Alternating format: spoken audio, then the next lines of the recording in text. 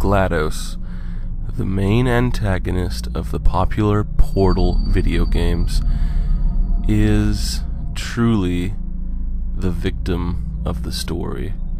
Many have speculated and theorized that the design of GLaDOS is meant to represent a woman who has been bound, gagged, and hung.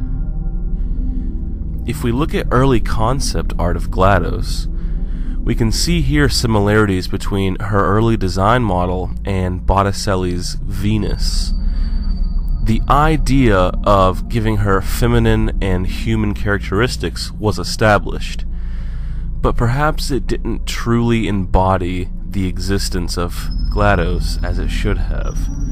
So, the model was changed and released as this. In 2008, a gaming blogger spoke up and stated that he saw something was off about her design, and he even did an artist's representation of what he saw. The similarities are indeed a bit off-putting. However, this blogger also conceived the most plausible and referenced theory about GLaDOS that we've seen. It reads as follows. The first time I saw GLaDOS in Portal, I was overcome with a distinct sensation that I was in the presence of someone in pain, troubled at the very least, immense frustration. At first I wasn't sure if it was the gyrations of the physical construct of GLaDOS, or if it was the tone of the voice, or even the shape of the giant computer hanging from the ceiling itself. I recall pointing out to my wife that there were distinct similarities to a woman hanging upside down, but it was hard to put my finger on just what it was that made me think that. I didn't have a lot of time to stop and stare. I was fighting for my, or Shell's, life. The second time I played through, I turned the director commentary on and got confirmation by way of a description of the things they attempted to make GLaDOS look like as they were making the game. What turned the light bulb on was the line, Botticelli's Venus hanging upside down. But we decided to go with something else and use some feminine lines within the structure.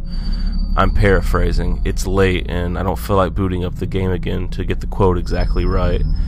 The spirit is there in the paraphrase though, because I think they went for something much more sinister than a Venus. The third time I loaded up the boss battle, my wife finally saw what I have been seeing all along, and what we saw fits with GLaDOS' behavior throughout the game. I don't think her end goal was to kill Shell. I mean, yes, to get Shell to do what she needed Shell to do, she had to make it hard, if not insanely difficult. Otherwise, Shell wouldn't want to do what GLaDOS needed her to do. I think GLaDOS' end goal was to get Shell to kill GLaDOS' body.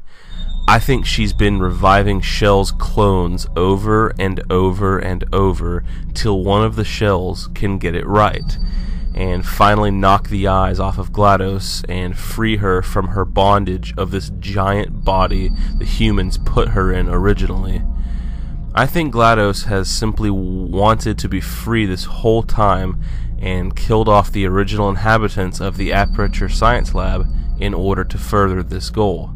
They certainly wouldn't let her mess with Shell, pushing her to the limits to destroy the prison that GLaDOS has been suffering in this whole time if they were around now, would they? Take a look at GLaDOS She's a woman hanging upside down from the ceiling in a straitjacket or bondage getup. Her head is even blindfolded and gagged, and her ears covered. Don't let the big round eyes fool you. Look past them and see the woman hanging and suffering.